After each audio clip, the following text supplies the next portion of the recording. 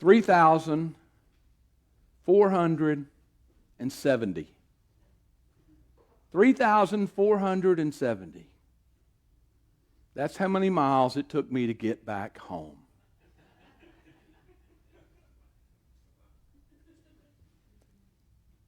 I was asked this morning if my rear end was tired. And I said, no, Hazel is pretty comfortable. But it is good to be home. It is good to be home. Let's pray.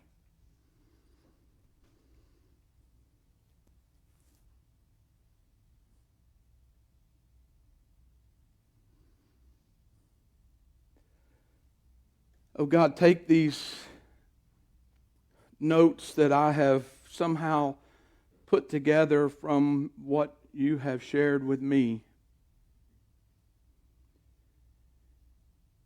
and make them into something that speaks to us today so that we might see you and your glory and your hope. Amen. Have you noticed that our world is saturated with, and our media, social and otherwise, is obsessed with, and hence we are inundated with darkness and deception and destruction and death? Have you noticed? I mean, consider the coverage of the recent tragedies like the floods in Texas, which hit close to home as we lived in Kerrville for a year and a half when I first got out of grad school and got my first job with Texas Parks and Wildlife. The flood in New Mexico, which was not too awful far from where I was headed, and the other floods. And yes, we need to know those things are happening because we need to pray and we need to grieve. But as always, the images of destruction and the news of death tolls and the counts of missing souls dominate the coverage. And it's heavy. How many different videos have we watched of houses and cars and RVs being swept downstream, and we've had to watch them over and over and over and over again. And before the floods, it was tornadoes. And when it wasn't tornadoes, it was something else. Now, who has seen the viral kiss cam from the Coldplay concert? Where a high-level executive was caught in a compromising situation with a coworker. And by viral, I mean constant. It's constant. And we've seen variations of it and memes of it and replays made of it with different characters and analysis of it and commentary of it. And it's not a matter for me of whether they deserve to be exposed or not. For me, it becomes a lack of sensitivity to those family members that each time it plays, it devastates. And not only those family members, but to all who have ever experienced that kind of pain in their life, those constant reminders replay the hurt over and over and over again, and our society just loves it and eats it up. Our sources of news, our sources of information feed us constantly this darkness and this deception and this destruction, and we eat it up. And those are just a couple of examples. Everywhere we look, everywhere we turn, in the news, on social media, in our social circles, in our business lives, and even in our personal lives, we seem surrounded by tales of darkness and deception and destruction and death. Sometimes I feel like Moses must have felt in Exodus 33. And I just want to see the fullness of God's glory revealed all at once to dispel the darkness, to do away with the deception, to overcome death and destruction, and to bring guidance and hope in one fell swoop. Who would like to see that?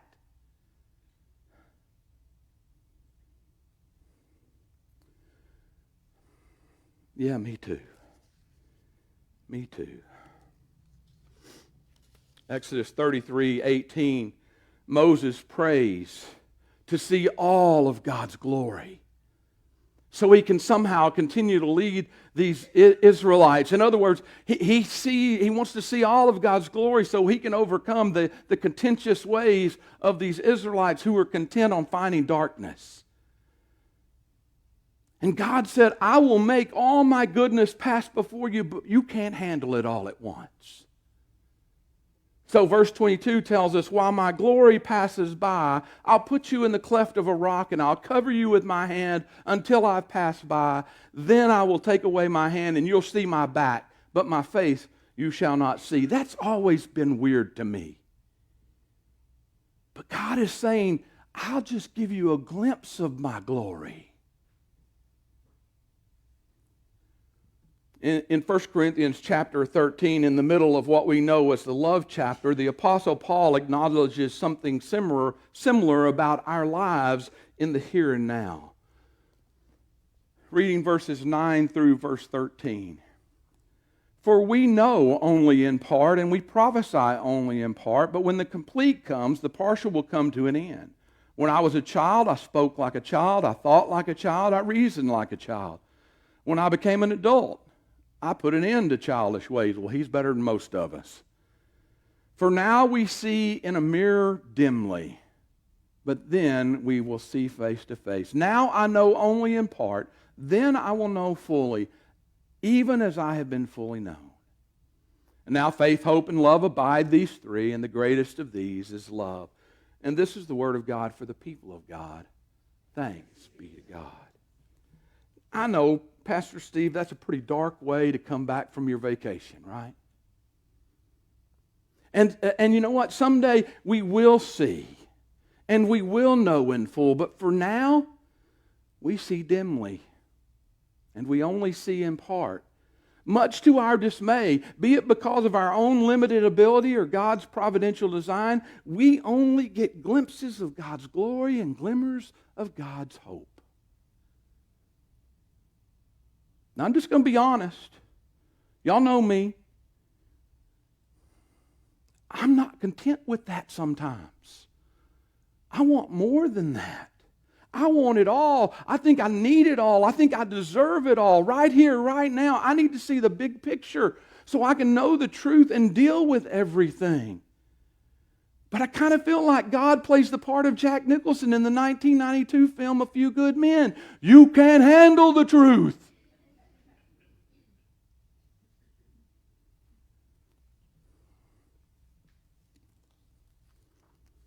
As most of you know, the last 2 years have been devastating, overwhelming. Too many adjectives for me to put in there.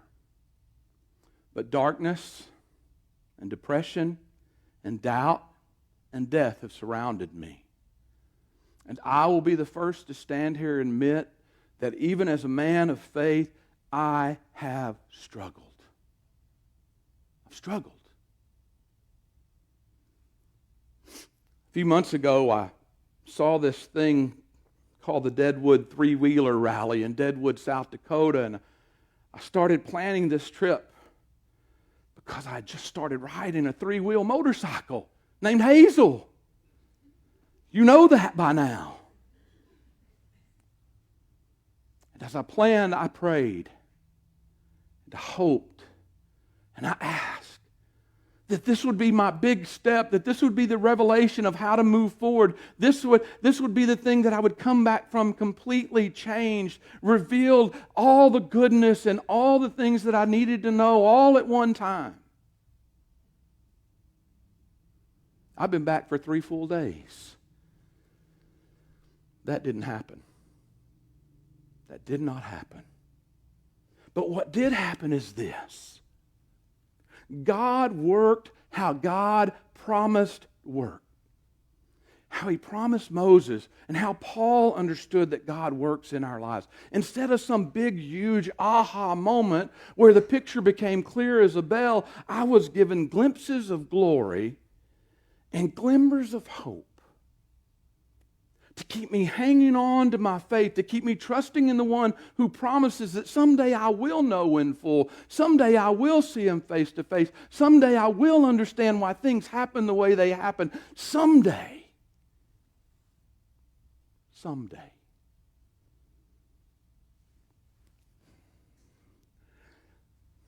Today I want to share a few of those glimpses and glimmers with you. Not to say that somehow I'm special or privileged to have received them, but to hopefully open all of our eyes to find God at work in the midst of the darkness and deception and destruction and death that inundates us in this world. We need the G's, not the D's. We need glimpses and glimmers. You know what a glimpse is, right? A glimpse is to see something or to see something very briefly or incompletely, but enough to know. You know what a glimmer is, right? A glimmer is a faint or transient light source, a slight indication of something, or a small positive experience that brings a sense of calm and safety. You know, when you're looking out and it's kind of halfway dark, but the sun hits one object out there and you get a glimmer off that one object, you know, right, where that light's coming from. I'll try to keep these brief because I know you don't want to hear a vacation report from the pulpit. Or maybe you do. I don't know.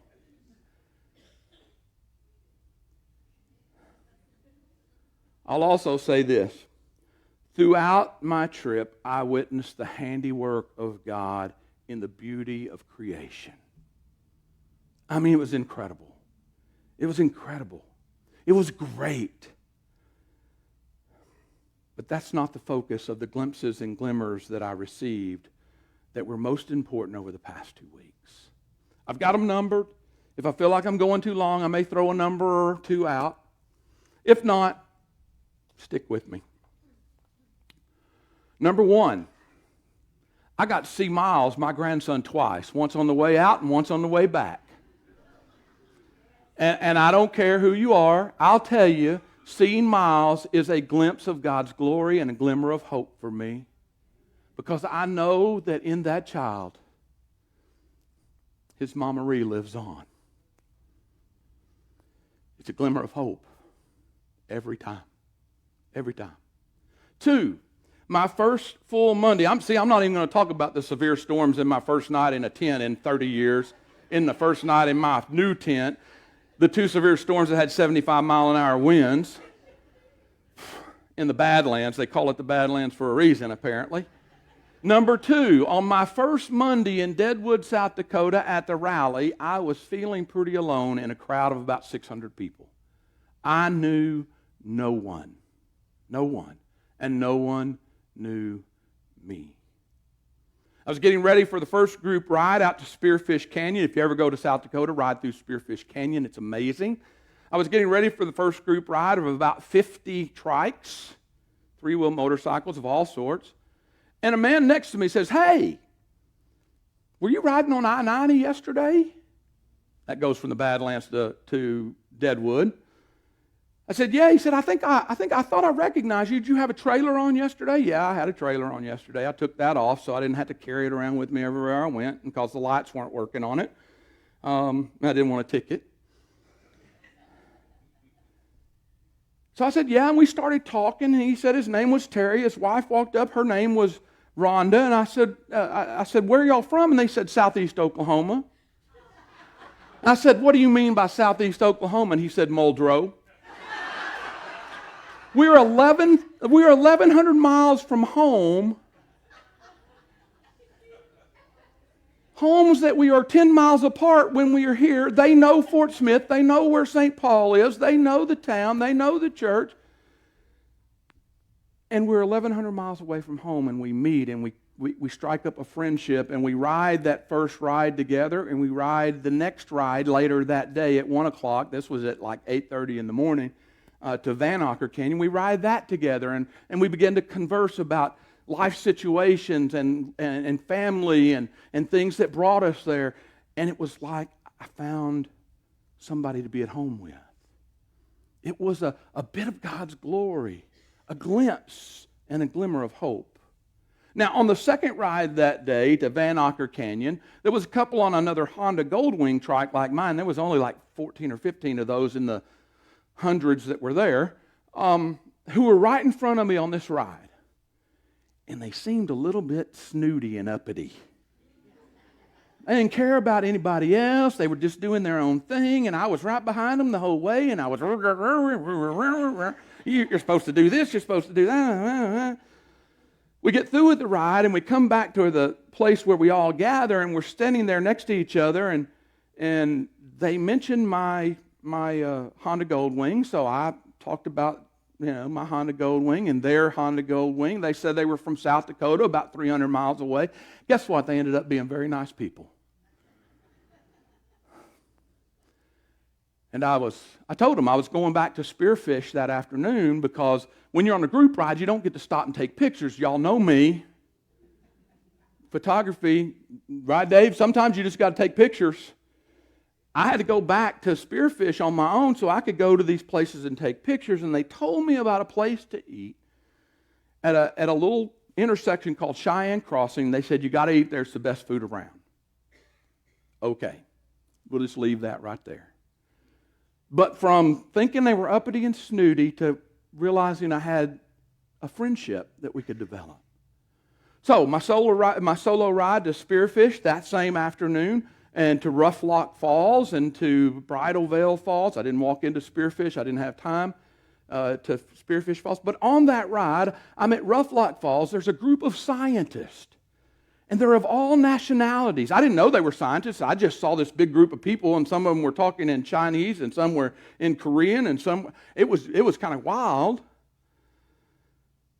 And the leader looked. I had my camera, around my neck, and and the leader looked at me and said, "You look like you know what you're doing." I said, "I got you fooled." She said, "Would you take a picture of our group?" And I said, "Yeah." And so I took a picture of her group. Now she had a very thick accent, and I thought it was, of a Dutch origin of some kind. I couldn't tell. Anyway, I started talking to her, and there was a group of scientists from around the world who were there for an underground science lab in that area, and they were just touring, and so we got to talking about it. She was from Poland, but she had spent time in Texas. And her son or her stepson or another young man, I could never figure it out, came up to me, and his hometown where he grew up was Garland. My hometown. And I went, now I'm telling you, that Monday, and you'll hear this again in a minute, that Monday I was feeling as lonely as I felt on the whole trip because Marie wasn't there. And I was really feeling lonely. And here this group from all over the world, had somebody from my hometown. Now, he moved out of town and graduated from Royce City, which is just 20 miles away, but still, I'll give him credit. He grew up in Garland. Whew. That's all on Monday, okay? On Tuesday was the second full day. Here we go. I tell you, this is only number 5. And we're just almost halfway there.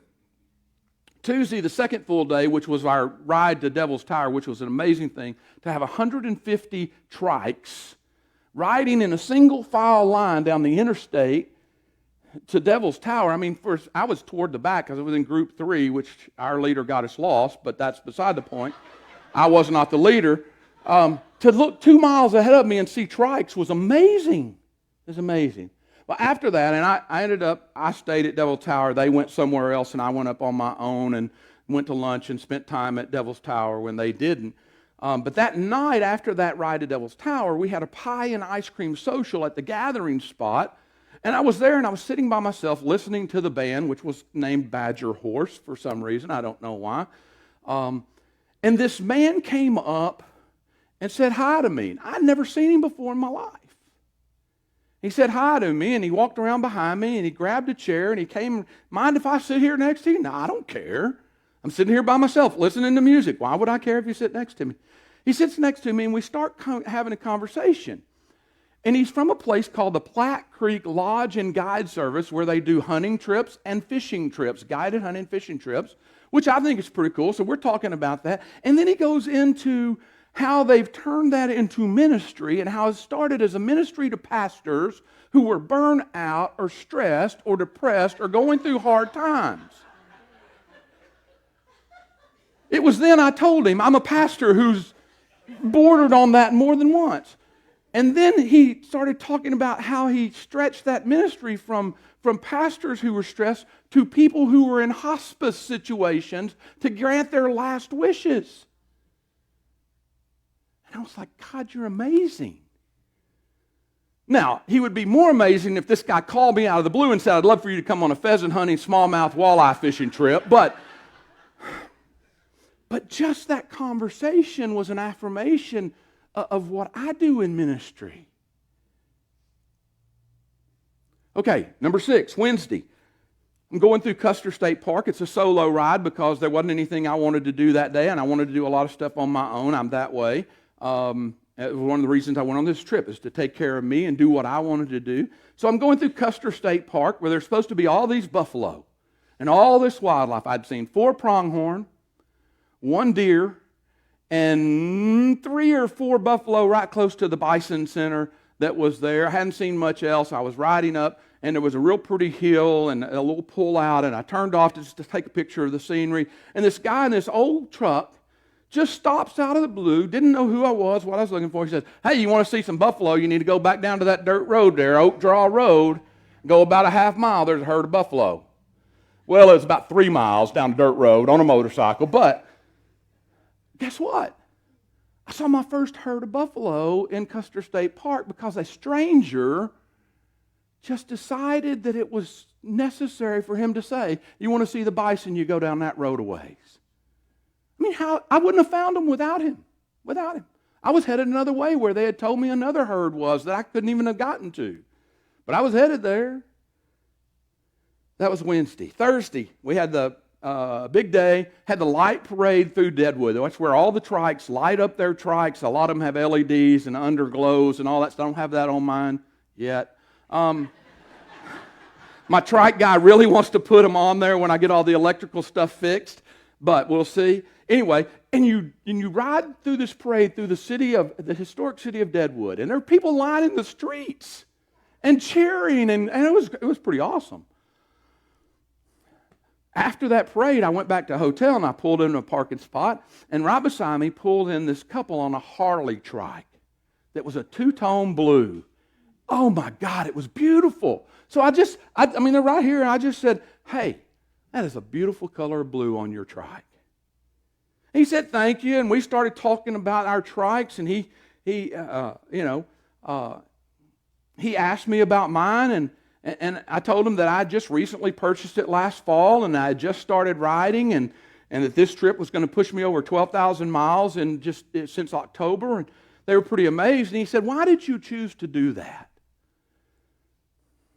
And so I told them about Marie. I told them about her battle with cancer. I told them about the struggle with grief.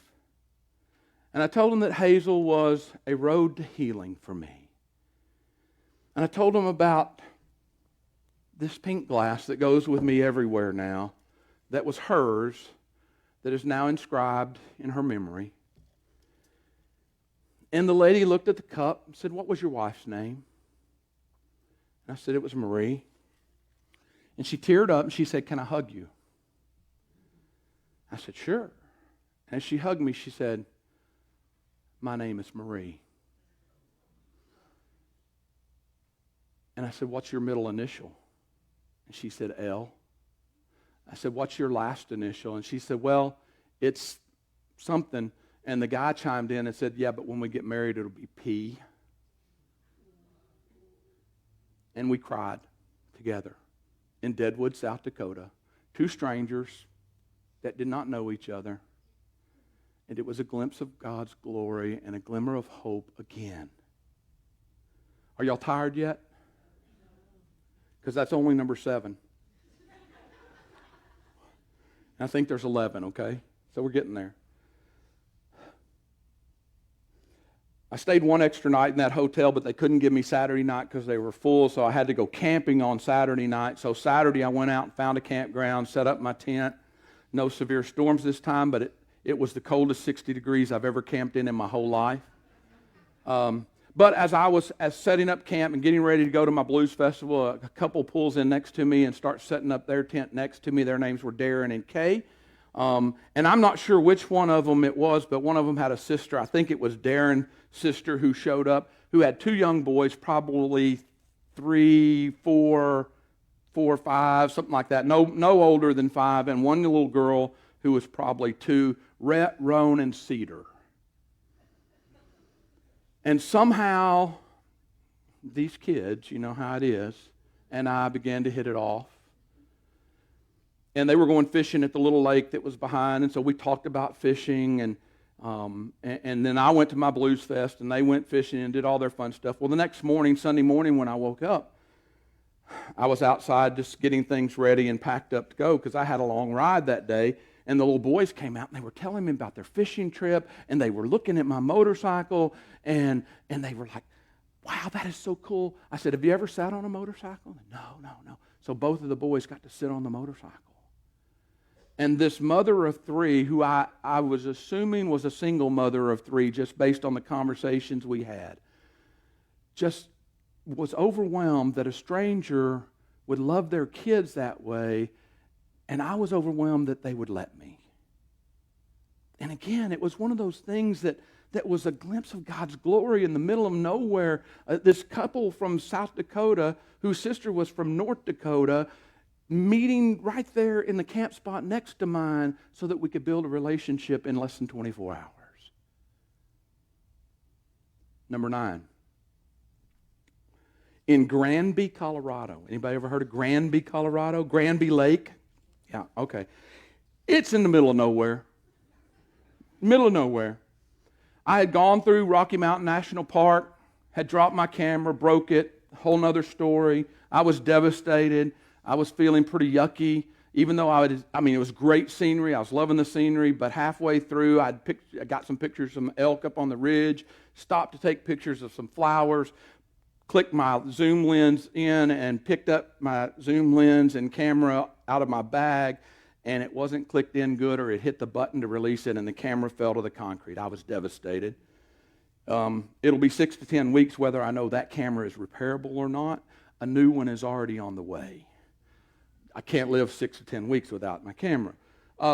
Anyway, so I go on and I go visit Great Lake, and I look around it. I go to Granby Lake, and I look around it. And I'm going through the town of Granby, which is not very big. And the first thing I see is the Fitch Meat Market and Cafe.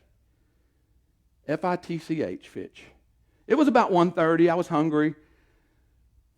And I stopped in. There were 3 people in the whole thing. So waitress comes over to me. She's real nice. I mean, what else are they going to do? There's 3 people in the restaurant. They got to kind of be nice. They don't want to run off one of the 3 customers. So we're talking and we're having a good time conversation, and she looks out and she said, where are you coming from? And I said, my motorcycle and I are from Arkansas. And she said, oh, no way. I said, yeah. She said, what part? I said, Fort Smith. She said, I'm from Little Rock. She said, I came here to go to school 1 year, met my boyfriend. I've been out here 4 years. I've been coming to this restaurant the whole 4 years. This is my first day to work here.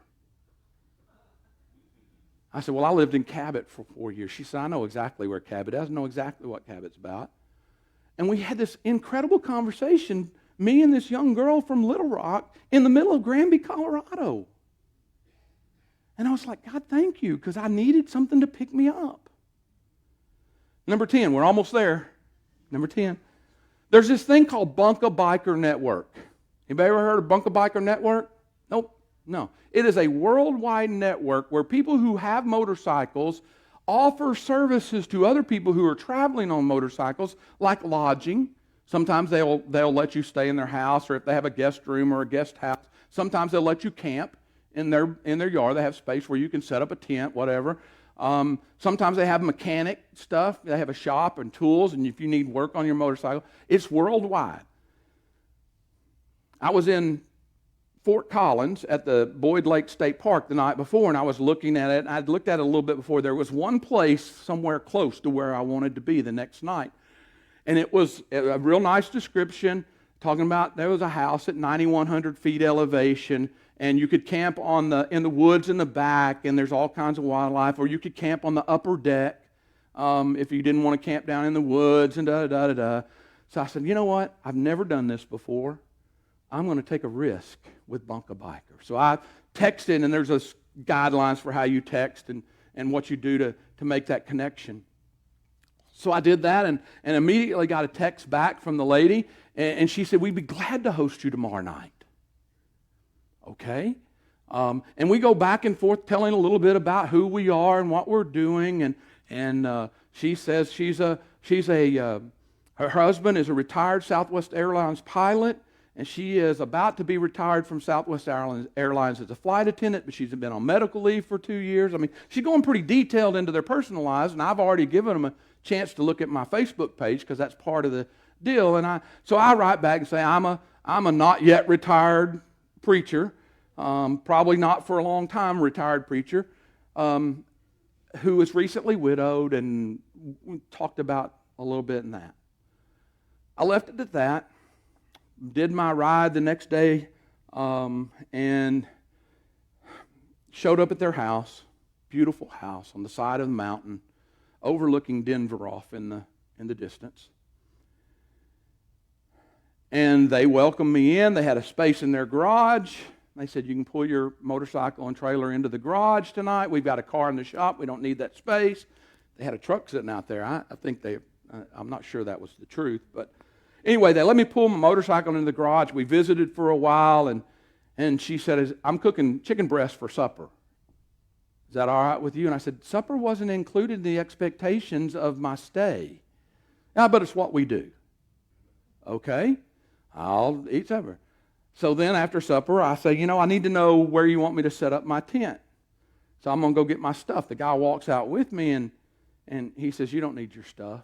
He said, we have a huge house. It's only 2 of us. There's a bedroom down there, a bedroom and a bathroom. It's yours for the night. Let me tell you, the shower was a double-headed, big, wide shower, double shower head with a big bench seat in it. It was all rock. It's like, okay.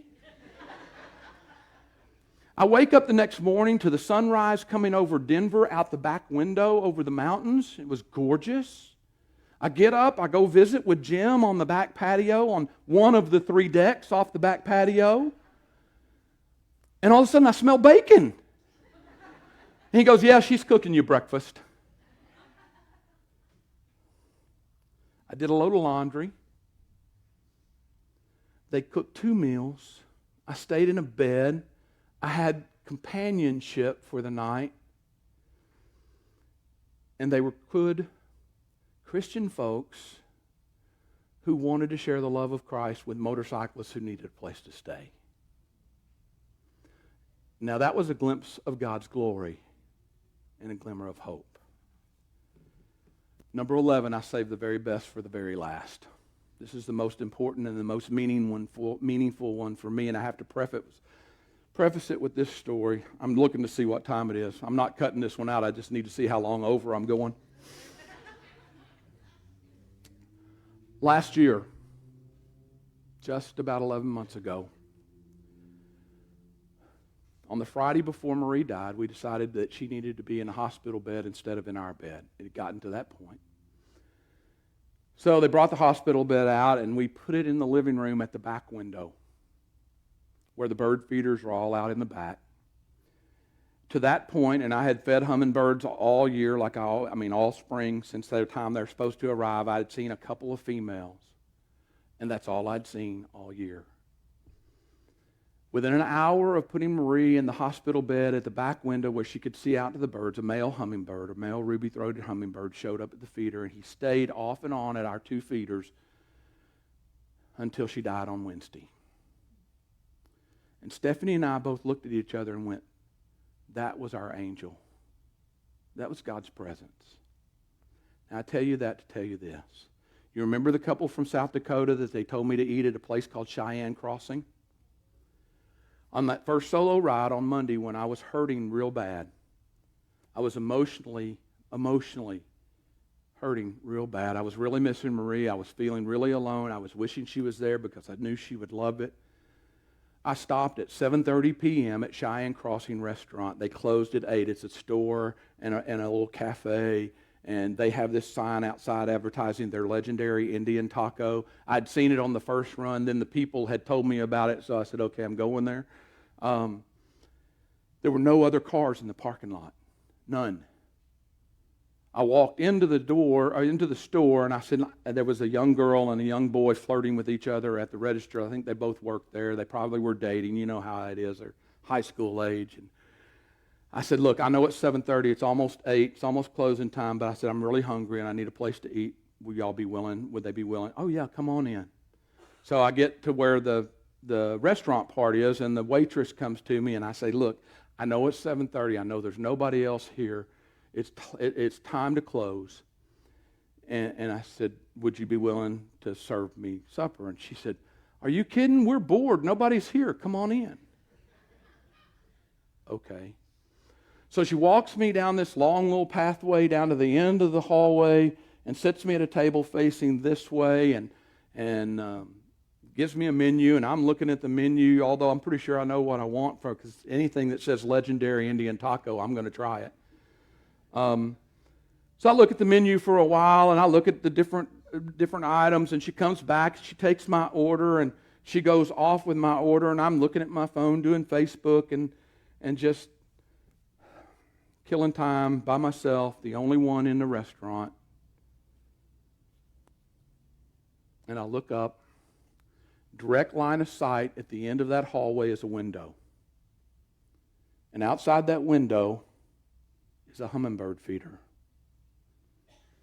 And for the whole time that I ate my meal, there was one male hummingbird, nothing else, that flew to that feeder back and forth the whole time I was there.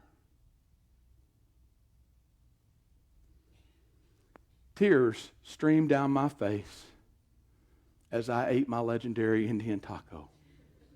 It was good. It was good. At Cheyenne Crossing, South Dakota, 1,100 miles from home, watching a single male hummingbird, knowing that somehow, in some way, it meant what I needed it to mean, that Marie was with me. Someday I'll understand it all.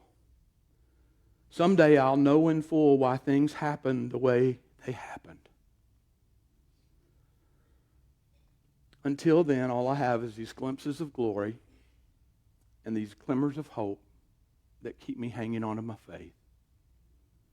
There's two reasons I wanted to share this. And I knew from that moment at Cheyenne Crossing that I was going to talk about glimpses of glory and glimmers of hope. I didn't know what all it meant. The rest of that happened as we went. But there's two reasons I wanted to share that today.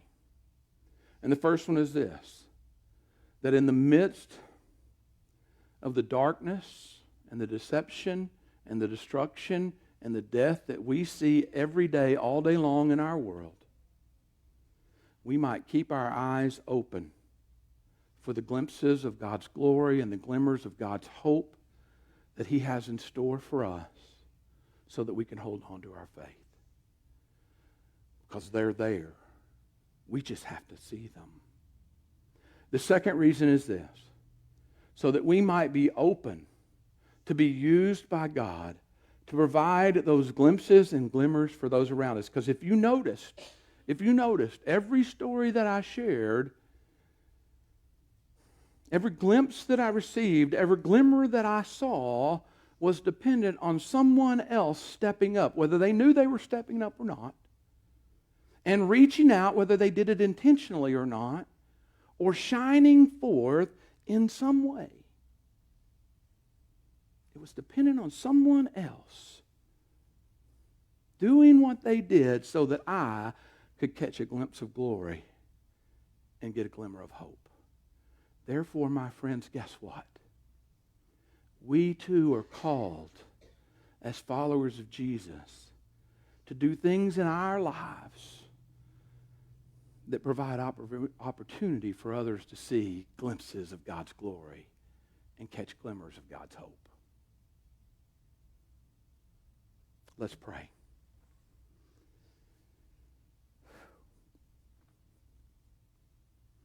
Lord, I still want to see it all at one time. I am still a little greedy and a lot needy. But you know what? I'll take what you give. And you give glimpses of glory and glimmers of hope that in our darkest times help us hold on to our faith in you.